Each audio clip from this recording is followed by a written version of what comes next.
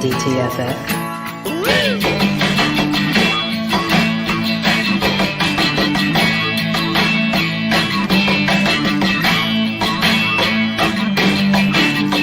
Once again, here is Drinking and Talking Fantasy Football with your hosts, Dustin Lunt and Jake Trowbridge. Welcome back to DTFF, everyone. If you're joining us live this evening, thank you so much for doing that. As you can see, we've got a full crew this evening. We've got a couple wonderful guests joining us on our show. Before I introduce them, I've got to say hi to my co-host, Jake. First, Jake, how are you doing this evening? Hi, Dustin. I'm doing fantastic. And I don't want to give away too much about the episode. I mean, part of it is because we have these awesome guests on, obviously. And part of it is about what happened last week that I get to enjoy from an outsider's perspective tonight. But we'll get to that once it comes up. Let's move along for now. Thanks for letting all of our guests out there just dangle on that. We got a couple great guests this evening, both returning to the show, but first time on the show together with us. So, we've got Jen and Nate Polvogt joining us. How are you both doing this evening? Great. I mean, it's just barely evening for us here at 5:04 and Mountain Time, but the day was good. Busy day, but good. Always busy in our house. Always busy. Always football on the TV. But it's good, and we're here, so it makes me happy. That's the important thing. You Mountaineers there just barely transitioning out of your workday into this. I appreciate that. I know we have some listeners probably in the same thing. I mean, God forbid that they're listening to us all the way out on the West Coast, because get back to work if you're doing that. Or not, just waste your time. Yeah. So why don't you tell us a little bit about where we can find you and what you're up to these days? Fantasy football wise. Oh, you don't want to know about... Okay. You don't want to know about our lives? Post-show. I mean, I was going to give you my pooping schedule, but I guess I'll hold back on that one. We're both... Our primary focus a lot of the time is In-Between Media. We love In-Between Media. We cover fantasy football, fantasy NASCAR, DFS, fantasy golf, and life in general, because we all have a life. Well, ish, I guess. Depends on the day of the week, right? Especially when you have kids. But we just kind of try and focus on the fun stuff in life, and then we edit for Fantasy Pros. I don't. Jen edits for Fantasy Pros. Jen, why don't you? Here, you're going to do a better job. Apparently, my brain is just like... Yeah. Yep. Nate's a writer at Fantasy Pros. I'm an editor at Fantasy Pros. We're both writers at Razzball, writers and editors over at IBT. I'm forgetting something. I think that's it. Whatever. You guys do so many things. It is impossible. You would have to write them all out and hang them around your house probably so that you remember all of the things that you have to do. I make Nate do a Post-it note every week of like, what is going on this week? What time are shows? Where do we have to be when? Because it's just too much to keep track of. I mean, being 3 different platforms, I mean, it's crazy. And having a 5-year-old. You're so popular. Just say it the way that you want to say it. Everybody wants a piece of this. Well, we want a piece of your minds for tonight because we've got some doozies. You like that transition, Dustin? That is nice. We're doing our Who'd You Rather. Now, we don't have to choose between our guests here. We have options on the NFL field. I shouldn't say we don't have to. We don't get to choose between them tonight. We have to choose between the fantasy options that we have out there. But we do this all the time. And Dustin, these are my favorite episodes. I'll be honest. I love these. Yeah, same here. But before we get into it, we have to address our normal housekeeping items here right off the top. First, let's go around the horn. I know you guys, just finished work, and we are the Drinking and Talking Fantasy Football Podcast. Do you have a beverage you're drinking? Or if not, whatever you're drinking, just let us know. Jen, go ahead. Oh, well, I have to, unfortunately, leave the show a little early to go get the 5-year-old from school. So I'm opting out, but I do have a pamplemousse. Let's see here. Pamplemousse LaCroix in my United in Orange embarrassing Broncos fan glass. Let's ride. Let's drink That's that right. grapefruit. Is it grapefruit? Is that what pamplemousse is? I have no idea. I like it. I know I like it, so I just keep going with it. It's fine. Fair enough. It was on sale at Costco, guys. That's all. Yeah, it was. Yeah. We got a variety pack. I do not have to go pick up the kid, so I have a nice, juicy, hazy IPA in my matching United in Orange glass. Nice. You copied my cup? You guys didn't check in with each other before you came. I thought I this use was this like cup a on cute every couple thing. stream. We got him at a Broncos game last year together, so there's nothing wrong with that. No. How about you, Jake? That's adorable. I don't have that lovely cup, but I do have a mango IPA from Great Dane, a local beer here that I'm pretty thrilled about. Dustin, what are you drinking? I'm going super basic this evening and just have Wisconsin's best spotted cow. Oh, okay. It could have gone a couple of different ways. I thought you were talking basic, like I was a basic bitch last week and drinking my pumpkin spice flavored beer, but No. I thought that was skeptical for you because you're not a pumpkin guy. No, oh God, no, you wouldn't catch me dead drinking that. Me neither. Glad you have such a reasonable response to it. But yeah. I feel like that was pretty reasonable. Look, pumpkin spice makes some people completely unreasonable, so It's true. That's a You fair- should see that's Jake a after he's fair been point. drinking them. I make the wildest trades after I've had a couple of pumpkin spice something or others in my belly. And speaking of which, and speaking of unreasonable things, Dustin, shall we transition right into our drunk trade of the week? Let's do it. Drunk, hammered drunk. Drunk trade of the week. All right, folks, this one comes to us from Twitter at GHambit on Twitter. I hope I'm saying that correctly. Says, I was drinking IPAs and vodka when I sent a trade offer out of Jamal Williams for Rashad White and a 23 second round pick. Woke up the next morning to find it was accepted. I think I won that trade by selling Williams high. Well, do we agree with GHambit that he won that trade? Jen, would you classify that as a win?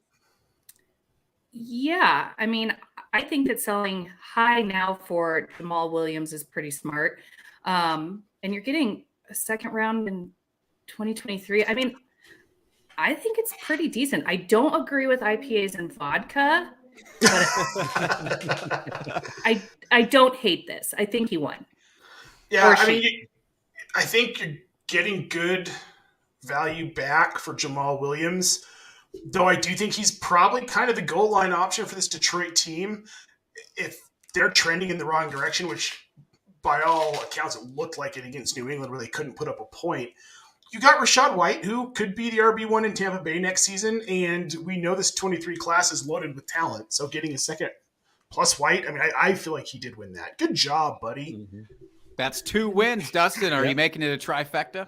It's a threesome here with the wins. So, yes, I agree 100%. He got the better end of the deal on that one. Kudos to you. Yeah. I was going to say, even if you take out Rashad White, I feel like getting a second round pick for Jamal Williams makes a lot of sense. I mean, if you're a contender right now, sure, there's nothing wrong with holding on to a good running back who, Nate, as you said, has a lot of goal line opportunities. The guy was unstoppable scoring touchdowns for the first 4 games. So hopefully he could get back to that. But yeah, I respect this. But I am also with you, Jen. IPAs and vodka is a very dangerous and weird combination. It's no good. I'm not into that part of it, I gotta say. But overall, a much better drunk trade than I think we're used to on this show. Dustin. Yeah, I would trade out absolutely. the vodka for whiskey. That I could probably do a little bit easier. And with the IPAs, would you still mix that in with the Yeah. IPAs? But like 1 or 2 IPAs at, a higher level with a side of whiskey, sidecar that. That's fair. That, All right. that sounds better. I could get more on board with that for sure. Now, Dustin, I can really get on board with our beer bet payoff this week. Do you want to tell people why? Do I want to? No. Will I? Yes, because it's what I do here on the show. So yeah, our beer bet last week, and just to remind you, everyone out there, Since the week before we nullified the bet because of injury, we said the loser is going to do 2 shots this week. So the bet was Joe Mixon versus J.K. Dobbins, full PPR. Who scores more points? And Jake, you squeaked by on this one. You did squeak. by. No, you did Squeaked. I'm trying to make myself feel better here. I almost triple the points. Yeah, Joe Mixon had 11.8 and J.K. Dobbins had 4.4. So, yeah, needless to say, I got hosed on that one. I think it's my hubris thinking that, I had you over the last few weeks before that. So I'm a little sad. So you're also trying to trick me because you gave me the option of Dobbins versus Mixon, and knowing how hard it was for me to bet on Mixon for literally anything, but I did it. I had to hold my nose doing it, but I'm happy with the result here. All right. So as we do, Jake, you're an amazing fantasy football prognosticator / genius. Cheers. Thank you.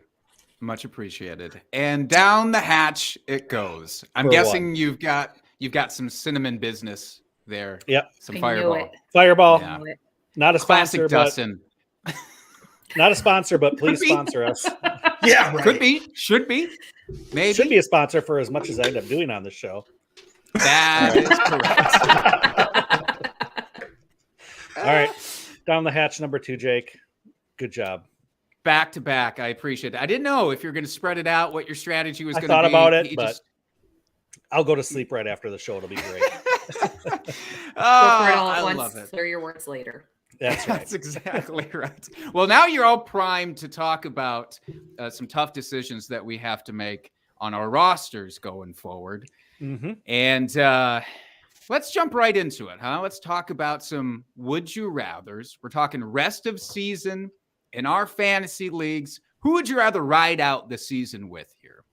So, Dustin, if I may, I've been itching. We're not going to go in order of the show sheet because I should finish a thought when I say something like I've been itching, huh? Yes. Is that why you gave me that? It is exactly why.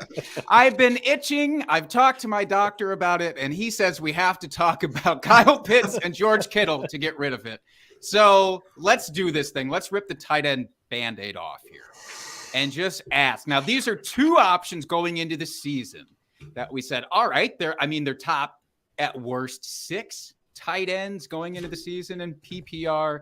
Kyle Pitts, people had pretty high, myself included. People were hopeful for George Kittle still. Instead, they're sitting at tight end 27 and tight end 28 in full PPR and points per game.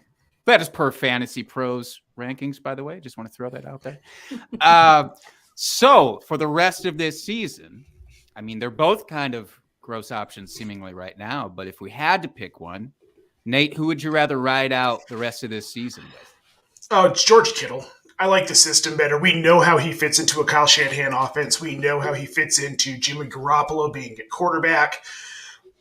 Jimmy Garoppolo is taking backup reps. He's basically going through preseason. This offense is going to gel. As long as Kittle stays healthy, I'm not worried about him. I still think he's a tight end 1 end of the season. Pitts, though, this seems to be a system issue. This seems to be an Arthur Smith issue. He's just not getting the usage we all thought, especially with Mariota coming in and how he peppered Delaney Walker in Tennessee. I'm more concerned about Kyle Pitts rest of the season. I think Kittle gets right. Interesting. Are you on the get right track with Kittle as well, Jen? Yeah. I mean, he basically stole everything I was going to say, but we really haven't seen anything from Kyle Pitts this year, and Mariota's kind of flailing out there. Jimmy G just got back into it, like Nate said, with, he's been taking practice reps for all of this off season and in the season until 2 weeks ago. So they fit together. They know each other. Yes, Kittle had some bumbles this past weekend, but you've got to keep Kittle there in top 5 and bump Pitts way back out. I mean, he's just not doing it. Yeah, and the mention here of Arthur Smith and how he relates and how he can utilize him is very interesting. And we'll see with Cordero Patterson, maybe sidelined for just a bit. I had higher hopes that Pitts would get some traction. Dustin, do you think that that's what it would take, or will that even do it to get Pitts back on track? I'm hopeful that Pitts gets back on track, but I don't. Without a quarterback change, I think maybe if Desmond Ridder, they throw him in because they're 0 or 1 and whatever come later in the season here, that maybe a quarterback change just with the rookie coming in using the tight end as his blanket safety blanket there, that could improve as the season goes on. But I think at this point I'm going to agree with our guests here and go with Kittle. I want to believe. I want to So do believe I. in George Kittle. I don't know. I don't know what to think of either of them, frankly. And the fact that we're now debating between these two, or just being like, screw it, man, I'm picking up Tyler Conklin and I'm just going to see how that shakes out. Right?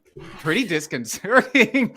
Now, hypothetically here, so if Kittle is kind of the option, is he still a matchup dependent guy for you? Or are you saying like week in and week out, I'm just going to leave him in there to see what happens?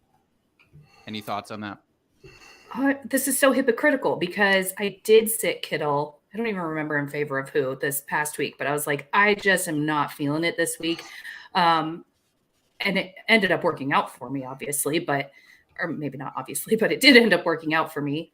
I'll probably ride him for the rest of the season, depending on, like you said, matchup or performance. If there's poor performance moving forward as he has more time to reacclimate with Jimmy G. Yeah, I think you kind of have to start him until he falters again. But I don't know. What do I know? He's George Kittle, though. He's guys. George Kittle. That's Come the on. thing is, that's like, well, I'm going to sit Aaron Rodgers. You're not going to sit Aaron Rodgers. You might want to. But I will sit Aaron Rodgers, Nate. I have sat Aaron Rodgers, and you know what? He needs to think about it and get himself back on track. So I'm doing the work for him. But I get what you're saying. Mm-hmm. Dustin, who would you like? I do want to move away from tight ends as fast as possible. I just wanted to put that one in because I think we can all agree, and correct me if I'm wrong, but outside of this, it's just like pick up and stream whoever you can, whoever you think can get you a touchdown on that week. Is that kind of our thoughts for tight ends outside of these? Does anybody have like, oh no, screw these guys, go get this tight end? I like Hayden Hurst. Hayden Hurst is a good one. I mean, Taysom Hill, depending on where you're classifying him, as far as tight end, running back, or wide receiver. 4 touchdowns will give you some confidence. I think it'll sure will.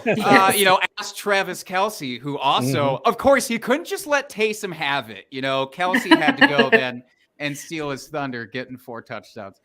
Dustin, who would you like to talk about here next? Let's move to the glamour position here of the quarterback, and 2 of the more unlikely quarterbacks I think we'd be talking about, especially where they're ranked at this point in the season, and that's Geno Smith and Jared Goff. We got Geno at 7 overall and Jared Goff at 9. What world are we living in here? It's bizarro world. I don't like it. I mean, I do because I just picked up both of these guys in leagues, but it's weird. I mean, I think there's a case to be made that, okay, Jared Goff, you can kind of see what the offensive weapons he has, but Geno Smith, I mean, I don't think anyone expected even top 15 for him going into the season here. So I stand corrected. Yeah, I put him top 15 prior to week 1. I was breaking down all the quarterback changes and everything that was going on in the league. And I'm looking at Geno and I'm like, he can't lose. Like, with his weapons, he can't. Now, he will not be top 10 or top 12. But I would say in that halfway middle of the road, top 15 isn't outside of the realm. Did I see 7? No.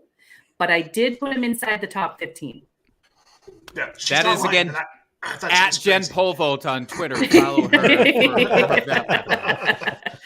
Yeah, and I think everybody just loves Jared Goff because of oh my God, I'm blanking. It's like I've been Sean drinking. McVay. No. Hard Knocks. Hard Knocks. Thank you. Hard Knocks. And they kind of fell in love with the Lions as a whole, even though we haven't seen it. But what I've heard is that Jared Goff really wasn't even featured in Hard Knocks. in this Not season. really. Was he? No. Yeah, He not got really. to have a little side conversation with Eminem when he showed up one day at practice. That's about as much as he was featured in the show, I'll be honest. Mhm. Yeah. So I think everybody's loving the Lions, and for good reason, for sure, this season. But Geno Smith, man, good for him. Geno's on a better team, all around better team, which is not something I thought I would necessarily be saying, because unlike Jen, I still thought there was a chance we'd see Drew Lock by week 3 or week 4. I think that's what a lot of people thought. But Yeah, I'm I going to think say it was. Oh, go ahead. No, you. No, you.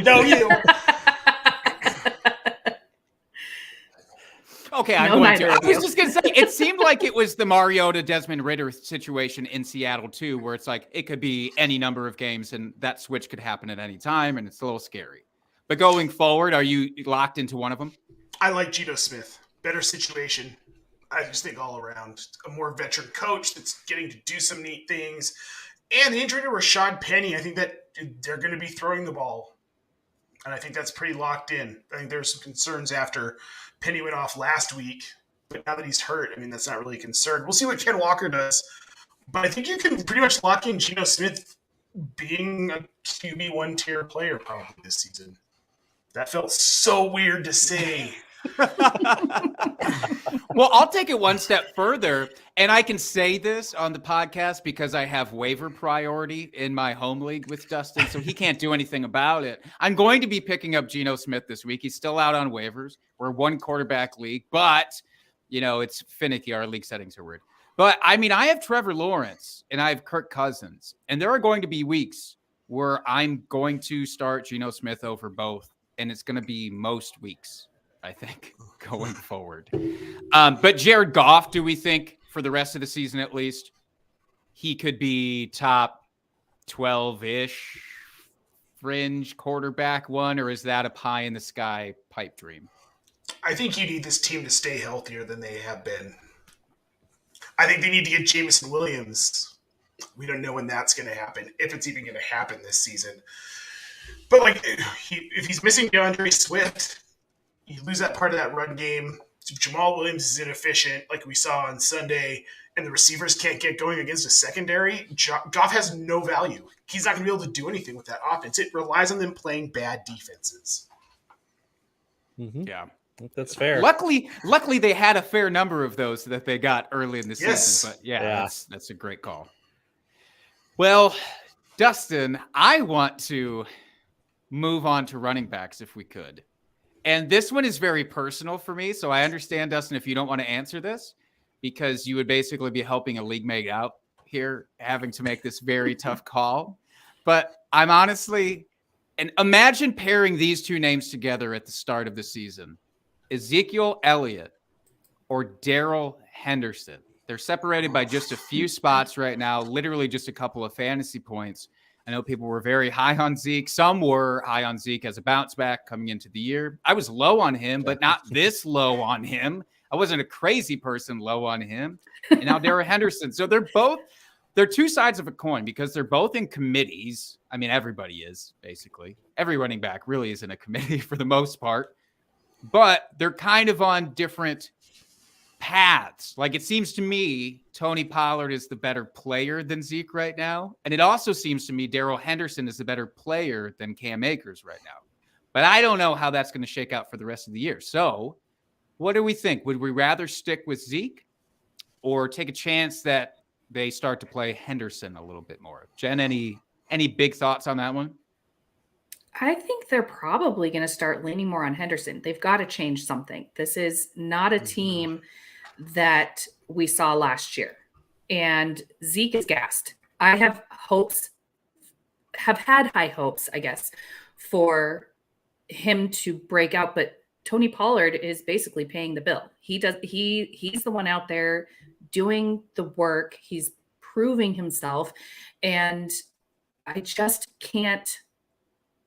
I only have one share of Zeke. I have 0 of Darrell Henderson, but if he's available, I'm going out there and I'm going to pick him up because Sean McVay is too smart to allow this team to continue to just plummet like they are. I mean, it's embarrassing. It's like being a Broncos fan. It's not that bad. Believe me, I'd still rather be a Rams fan right now than a Broncos fan. But that said, Jen, you're right. This Cam Akers experiment's got to stop. And as I'd say that he can't have value, maybe next season, season after, but coming off this Achilles, it takes time to get that confidence in your muscles and your joints back. Because every time you cut, you're afraid you're going to pop that Achilles again. We saw it took Deontay Foreman from 2019 to 2018, 2022 to get comfortable on the field again. And that's 4 years, and now we're finally seeing him actually be able to run. They've got to lean on Henderson. I'm with Jen on this. That's good to know. I'm going to lock that away for future consideration. And Dustin, do you care to share some thoughts on that, or are you going to pass on this one? As much as it pains me, I will say Darrell Henderson as well. And really, well, two things. One, I just don't trust Mike McCarthy. I should have learned my lesson from all the years we had to deal with him in the running back situation.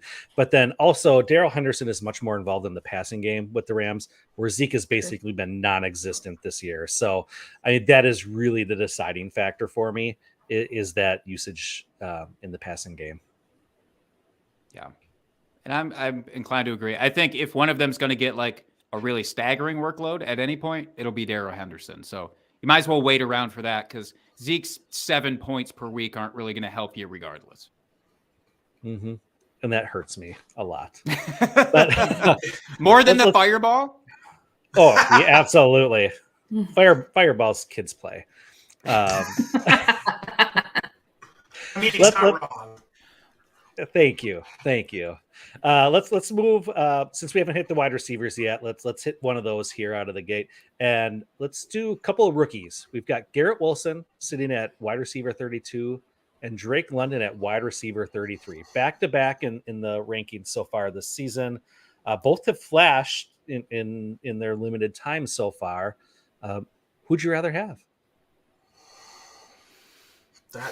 I mean, based on what we were just saying, I mean, you can't really put Drake London in there. There's no confidence. I kind of feel like it has to be Garrett Wilson. Which is a weird thing considering how much this household despises Zach Wilson. But I think you're right. But you can root for Garrett Wilson and his catch. You can say, oh, look at what a good catch you did, and not even pay attention to who's throwing it. That's fair. I can do that. Yeah. It's basically what we do as Packer fans every week with Aaron. We're just like, we hope the rest of the team does really well. We don't care about Aaron. That's right. We just pretend he doesn't exist after the ball leaves his hands. But I do think it's really interesting with these two. So obviously both rookies, again, back-to-back in points per game. Both have had 2 down weeks. Both came out pretty strong, really strong, actually. Garrett Wilson especially. That was with Joe Flacco in there, to be fair. And I do think that maybe the quarterback change hurt him in some way. I think it hurt the team in a whole way. But I'm a Joe Flacco truther, so don't bother with that. But Drake London is more curious. Like, I don't know why he just faded away. I really don't. And again, with less competition out there for snaps and targets, maybe it's just the defenses were like, well, they got one guy, so let's just cover this one guy. I don't know if that's what it is, but if that's the case, I still don't know what his path forward is. I think I would still rather chance him because it seems less cluttered, and I do better with less cluttered depth charts. So I'm just going to say Drake London, but not with a lot of confidence. Yeah, I'm going to say Drake London as well here, only because he seems to be getting the lion's share of the targets at this point. Kind of going off of what Jake said here. It's a less cluttered depth chart there. So I'll just go with who's going to be getting more targets at this point. Well, Jen, I can tell when we're not wanted. So. So are you wanting me to go get Jackson now? Oh, no. I was making a joke. You go get Jackson. Look, not this whenever I want. Elijah... He has to be picked up. This is an Elijah Moore podcast. We'll have you. Actually, that's not even really that true. No. It's a Corey Davis podcast. That's what it is. Honestly, the Jets are just a complete conundrum to me. And that's why, like, I really don't. I thought I had the running backs figured out. I think that's more clear. But, like, you still got a goal line vulture in, Michael Carter while Breece Hall is doing all of the work. It's kind of the Jamal Williams treatment. A little bit. Yeah. I don't know. The whole thing is strange. But Hopefully, this one's a little bit less strange. Well, strange as a fantasy comparison, not strange as in who's involved, because one of these guys is real fucking strange. I want to talk about Trevor Lawrence or Russell Talent Unlimited Let's Ride Subway Sandwich Wilson, which is his full name. Trevor Lawrence, QB 19 in points per game. Russell Wilson, QB 21 still in points per game. This is so bizarre. We were high. I know Dustin and I were on both of these guys to some extent coming into the season. And I don't know what to make of this. Nate, any ideas of, is it going to get better on the field for either of these guys going forward? I think it is going to in Jacksonville. I think this is a team that's headed in the right direction with Doug Peterson. Good coach, good personnel. But if Denver doesn't get rid of Nathaniel Hackett, I'm concerned. I'm real concerned about this offense and this team in general. With all the talent they have, they should be a lot better. Like, a lot better. We just lost our left tackle for the season with a broken leg. Our secondary apparently is falling apart now, too. We lost Javonte Williams. This is a team that's just an absolute mess. And Russell Wilson, he's looked okay, but the scheme is just bad. And until they fire Hackett, that's not going to change. And then you've got an interim coach. So for me, it's Trevor Lawrence. I think that he just continues to grow throughout the season. Yeah, and Jen, Trevor Lawrence has had a couple of kind of spike weeks, whereas Russell doesn't feel like he's hit that yet. Do you think at least some spike weeks could be coming for him, or do you have a strong preference for one of these guys? Look, I could talk about Russell Wilson for hours and hours and hours. The whole team has fallen apart around him. I feel like he's the only one really doing anything. If you look at his stats from this last weekend, it was like 274 yards.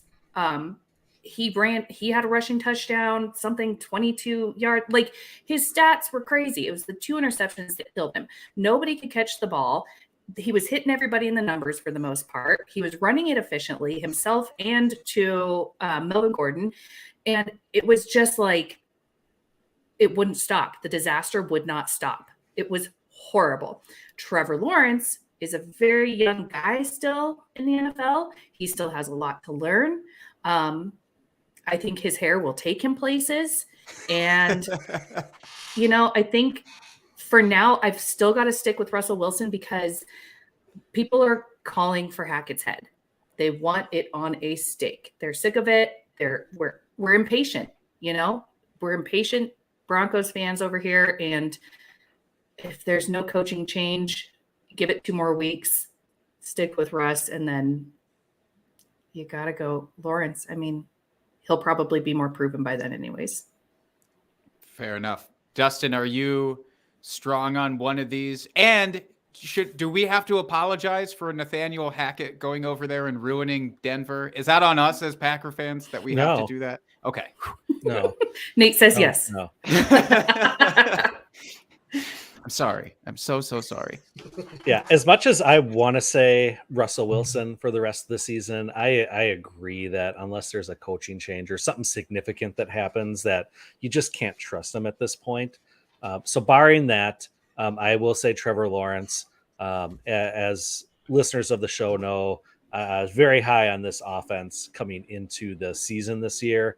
So I'm going to leave my flag planted there and stick with Lawrence. I do think he's going to continue as he learns this Doug Peterson offense here. I think they will start to gel more, and you'll see more consistent production as the season progresses. Yeah, I'm going to I think I just have to absorb the up and down weeks of Trevor Lawrence. It kind of depends. It's such a lame answer, but it does depend on what you need out of your week. Like, do you need your quarterback to just give you a reasonable performance? Because Russell will still do that, I think, week to week. But Trevor Lawrence has the up and down. Like, if I need a big score potential, I still would lean towards Trevor, which is weird to say. I would not have thought I'd say that coming into the season, but that's where I stand for now. We're just saying some weird stuff today. Yeah, we need to start a new podcast that's like, did I just say that? Did I just say that? Done. TM. Trademark it now. Yep. All right, Dustin, who do you want to talk about next? All right, let's go back to running back here, and we've got our hometown favorite here, AJ Dillon, sitting at RB40, and Travis Etienne at RB42. So, I know. I'll chime in on this real quick because then I really do have to go get my kid. Otherwise, the YMCA will keep him for life. I think I'm sticking with AJ Dillon. Like, I just have too much confidence maybe in the Packers and their ability to continue with the running game. Travis Etienne, I mean, I know you guys are high on the Trevor Lawrence thing, but like, I just haven't seen it. I want to see more, and I don't know that we will. Well, the problem for me, everybody does. The problem with Etienne is that I don't think he's going to turn out to be the elite pass-catching running back everybody keeps saying he's going to be. I don't see it. And I think Dillon's value, I mean, let's be honest. Has Aaron Rodgers looked great? No, not at all. No, this is a team that's going to need to start running the ball more. They lost to the freaking New York Giants last week. Like, come on. That was embarrassing. That was embarrassing. They're going to have to start running the ball more. Whereas Jacksonville, they don't have to do anything. Nobody expected them to do shit this season. I mean, they're already better than most people thought they were going to be. So they get to experiment. They get to air it out. They get to play around with Etienne and James Robinson. Whereas Green Bay's expected to be a contending team. And they better start running the ball if LaFleur wants to keep his job. Well, if everybody here in this podcast right now could write a strongly worded letter to Matt LaFleur and say, look, more than 9 carries in a game would be great for this studly running back that you have, then I think we might have something there. I'm actually skeptical that they'll truly let him do that, apart because I think Aaron Jones has looked so good.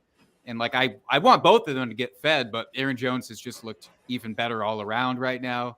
Travis Etienne, I was inspired, I guess, by his last game, Etienne's last game, and he finally started to get some semblance of usage. Whether that holds up or not, I don't know. It was the first one where he was the clear, better running back than James Robinson, but it's just one game, so I'm probably overestimating that a bit too. I know what you said, Nate, but I want to believe he's a pass catcher. Maybe not an elite one. I just want to believe that they'll finally use him and he'll get like 4 targets a game, and that would be enough for me. Well, I mean, he got 5 last week, so he's no Alvin So it can Kamara. happen. But it can happen. You're right, Jake. Yeah, I'm going to go with AJ Dillon here as well. I think that LaFleur will figure it out and figure out a way to have both these running backs be viable in this offense and actually do what he says, or what he says after every single game. We need to get these guys more involved with the game plan. So I think he will figure that out eventually. And I just don't trust Etienne right now. Why he's looked great coming back from that injury from this past offseason. The Jags are just a conundrum right now. And if they're going to be scoring points like they have early in the season this year, and I know they played some soft defenses, so maybe that, the game script has something to do with it, but James Robinson has looked great as well. So if he's going to continue to look great and they're actually going to be in like neutral game scripts, I would expect Robinson to get more run there, where Etienne, if he is the pass catcher, they're going to be using him more in those negative game scripts where they need to air it out. I respect that. Well, hey, before we move on to our next one, Jen, thank you so much for coming on. Go pick up the kids so they don't thank lock you them so away. much. Thank you for having me. This was fun, guys. I'm down to clown, as Nate put it, anytime. Well, the Polvogts are always welcome on this podcast. That's right. All right. Thanks, Bye. guys. All right, thanks. Bye. All right, now that she's gone, Nate, what did you really think about her last take that she said? This is an expose. It's a gotcha podcast that we're doing. She has a desk where she was just sitting, and I sit on the couch with my laptop all day while she edits and writes, and I edit and write. So we we talk about so much football, and we don't agree most of the time. And she always ends up being right. Go figure. That sounds like a magical day. I love that. I do. Well, let's see. You get to have the solo opinion out of the couple for this one. So Okay. we'll throw it over to Deontay Johnson or Rashad Bateman. Wide receiver 37 versus wide receiver 40 in points per game right now. Both of them kind of looking like, well, it depends on the game, right? So, Nate, do you have a strong sense of, rest of the season, is Kenny Pickett good enough for Deontay Johnson? Is Rashad Bateman good enough to be the wide receiver 1 on the Ravens? So I think that Kenny Pickett is better for Deontay Johnson than Mitch Trubisky was. He just he throws a better ball. Plain and simple. I like the way Pickett looked on Sunday against a really tough Bills team. He didn't completely fall apart. I'm not going to say he held his own because we all know that's a lie. He got pummeled. But I think rest of season, this is just simply a better situation, and Deontay's going to get more volume than Rashad Bateman in an offense that just likes to run the ball in Baltimore. On volume alone, I like Deontay Johnson over Bateman the rest of the season. Yeah, I agree with that. Although I just want to say, why can't they use Bateman like they're using Devernay there? I don't understand it. It's frustrating, because man. Bateman is an amazing player.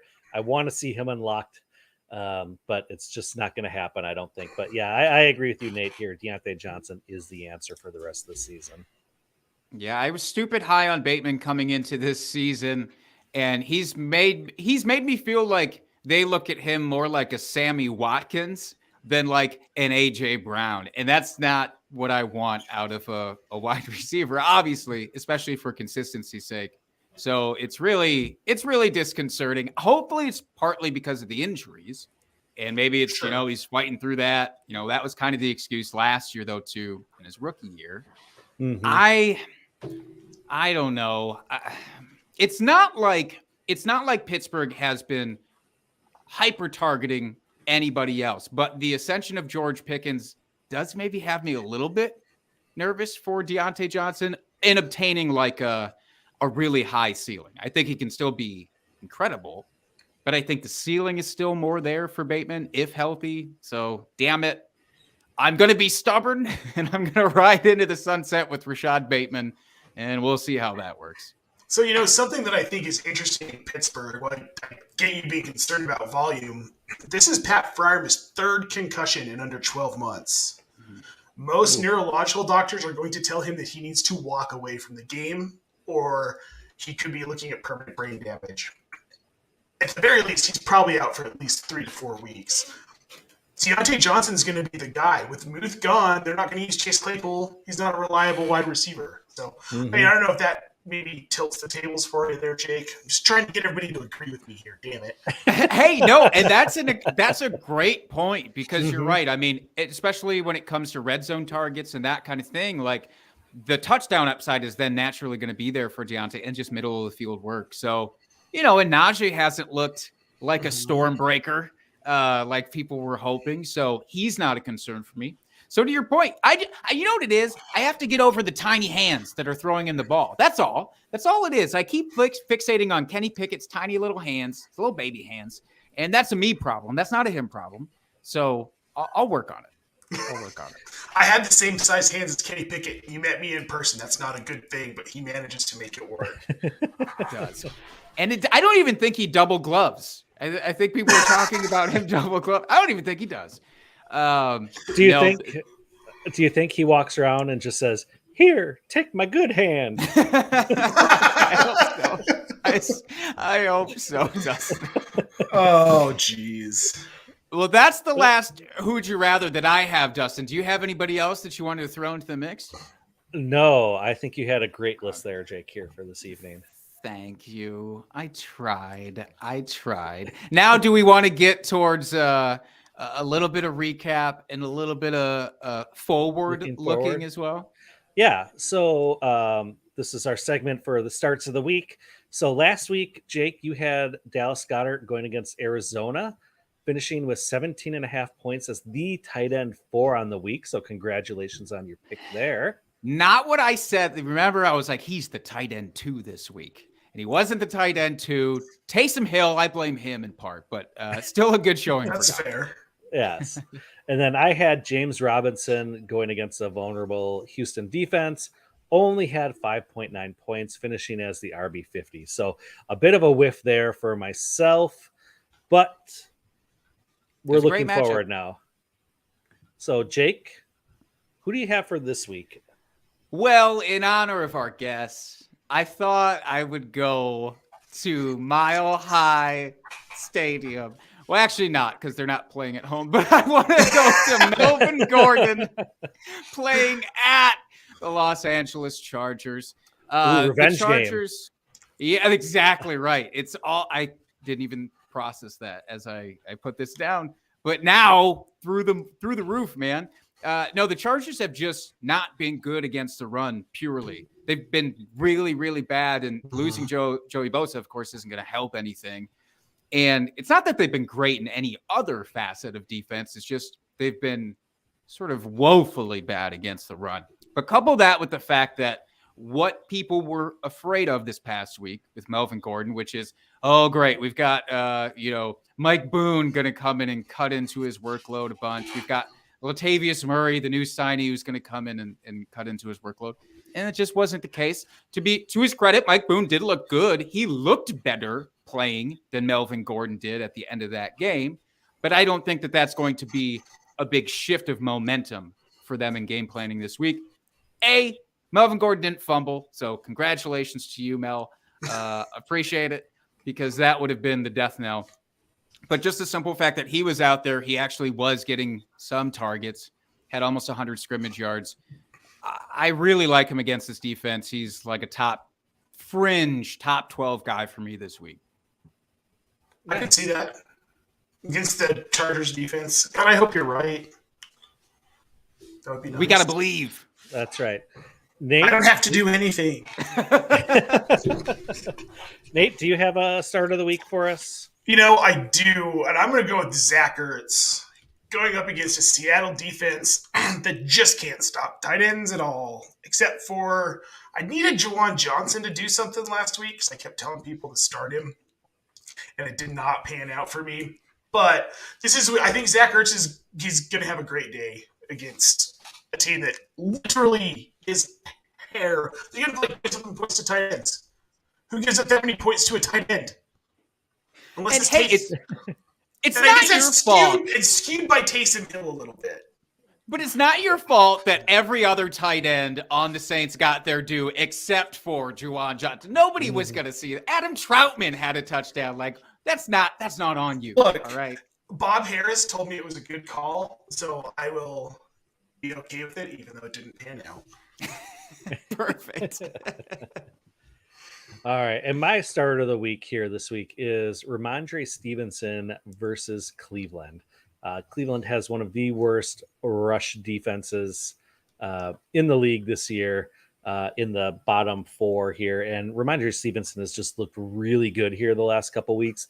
Looks like he's starting to maybe take hold of this backfield, and there's going to be some clarity there. So I like to see that continue this week, and he should put up a solid RB2 performance at worst. Yeah, I was going to say, that seems like his absolute floor. So I'm very excited for this pick. Dare we? Now, Nate, it's completely up to the guest. You are not beholden to do this. We do a beer bet every single week. We pick one game, right? And we basically pit position versus position or a guy versus a guy from the same game.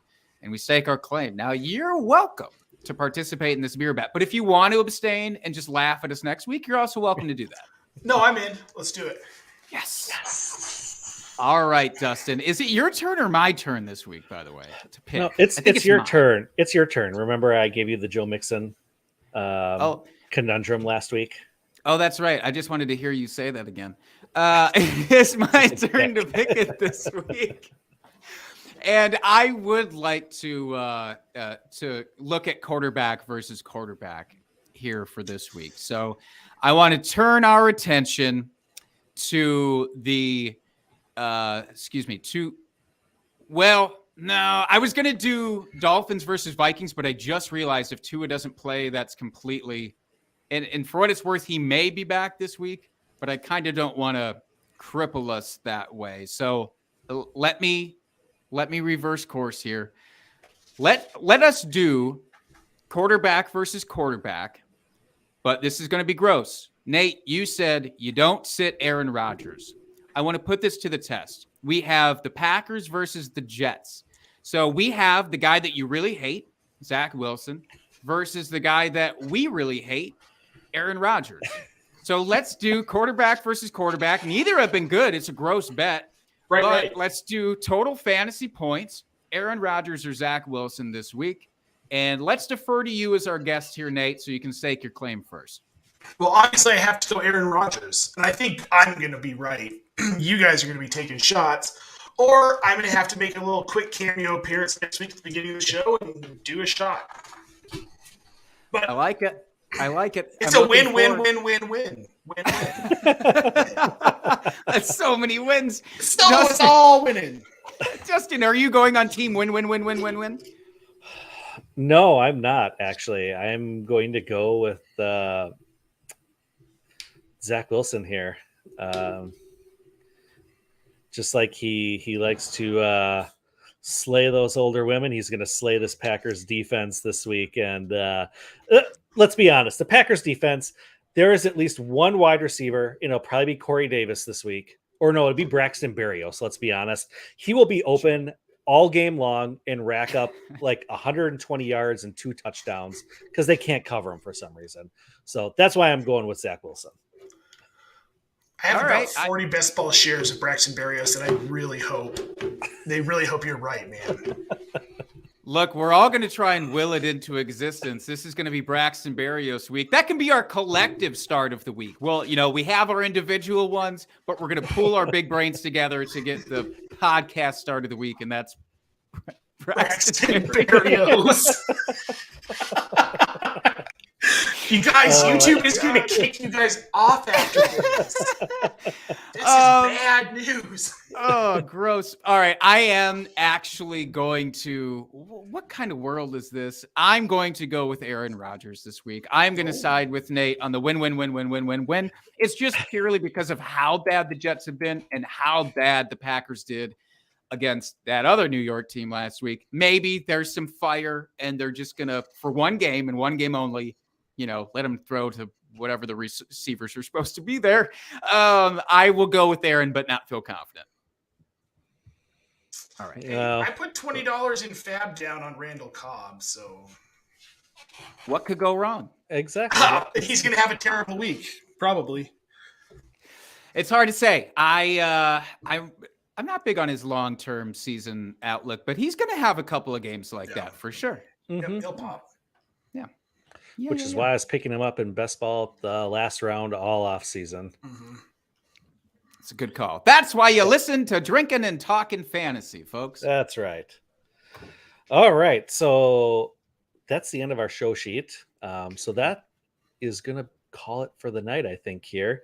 Before we get out of here, I do want to remind everybody, check your waiver wires for drop players for your co-managers out there that are tilting their faces off.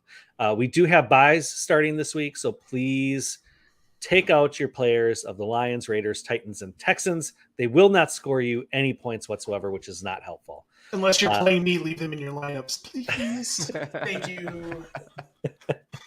And Nate, before we get out of here, why don't you give us one more time where people can find you, what you do, all that good stuff that you want to promote at this point. You can find me on Twitter at Nate Polvogt. I have a link tree in my bio that has links to some of my stuff. I have to just sit down and finish it, which I will do probably sometime in 2023. Right now, you can find me weekly on In-Between Media, actually twice weekly on our YouTube channel. You can find me at FantasyPros. You can find me at Razzball, Trophy Smack.